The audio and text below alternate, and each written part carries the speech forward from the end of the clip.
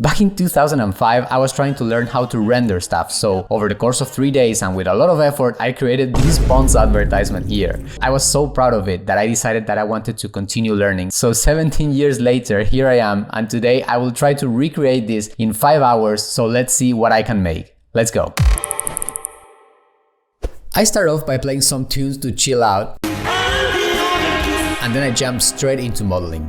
The first step is to set up a reference so I can be as accurate as I can. I'm using a very frontal picture that I found online as a guide, and once that's in place, I start my model from a cylinder. If this was a real-life professional setting, you would get so much information like pictures, videos, and sometimes even the product that you're modeling. Since I don't have any of that, I will eyeball this model as close as I can without worrying too much about making it 100% perfect. Some detail on the base and a helix for the lead screw and another cylinder for the lead itself. I wonder why I chose this product back in 2005. There are so many nicer looking ones, but for the sake of this challenge I decided to make something nice with this one. And of course I have to recreate this iconic cream swirl, so I generate a base in Maya and then I jump into ZBrush. I'm trying to do everything really fast so I can fit it within the 5 hours that I have set as a deadline. I think the cream model took about 10 minutes to be done, and this is how it looks. I don't hate it, but of course it could be so much more detailed. Once everything I needed to model is done, it's time for some shaders and lighting. I'm keeping the shaders very simple at the moment, but on my excitement I didn't realize that I haven't done any UVs for the model yet, so I'm switching to a software called UV Layout to create them real quick and dirty. Okay, much better now. Looks roughly how it's supposed to, so that's good enough. Let's continue. For the cream I used a milk preset from Arnold, and then I added some noise into the bump so it's not so perfect. Now that the product is sketched out, it's time to start thinking on what I will do with it. For that, I start looking for references in Pinterest and quickly decide to go with something like this one, a rock and some natural elements, nothing too complicated. Depending on what you want to convey on your piece, you will choose specific elements. Fruits represent that the product is very natural, for instance, and the rock could mean that it's reliable. You can also use water to talk about purity or fun elements if it's aimed to a more modern or younger customer. So as a rule of thumb, anything but these thick leaves I chose for my original piece. As I'm trying to finish this in under 5 hours, I will need to resource to free models online. If this was a paid gig, this would be much easier because purchase models tend to have much better quality than free ones.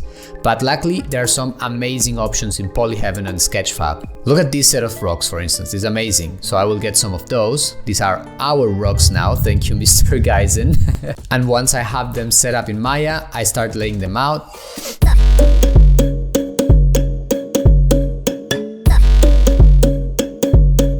But after a while trying different things, I was not feeling it. I think they would look much better as smaller rocks around the scene. That's why I went to Sketchfab and found this big boy. Look at it, pretty sick. Thank you to 3D HD scans for the free model, it's amazing.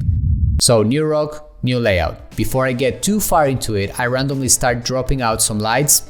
I'm freestyling here, so I'm not super sure what I want this to look yet. So I'm doing quick tests so I can incorporate elements roughly, and then I will refine everything.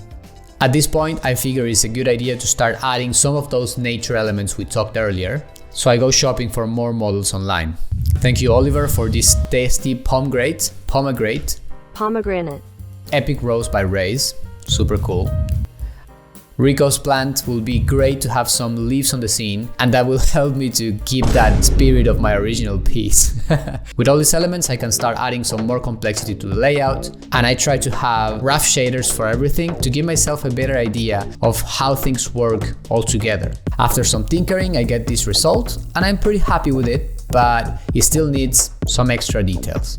I wanted to have some graphic elements, so I added these colored cylinders. I think they do a good job of separating the objects with the background on a visual manner. I'm using colors that we already have on the scene to keep things simple. Now that everything is in place, it's time to start going a bit deeper on that material detail. I'm using Grant Borwick's surface detail textures to add very subtle breakups in the reflection of the objects. I'm isolating each of the objects so I can add detail to them one by one. Nothing too crazy, we are being quick and dirty in here.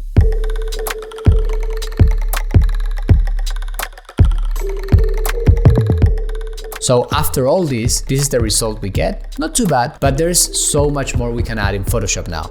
I'm using pictures I found online to add detail to the rock and the pomegranate.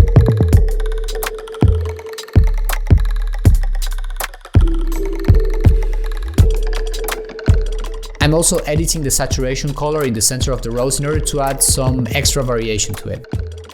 I know there are hundreds of things I could have added and make this look much better, but in general I'm pretty happy with the results we got in under 5 hours, not bad.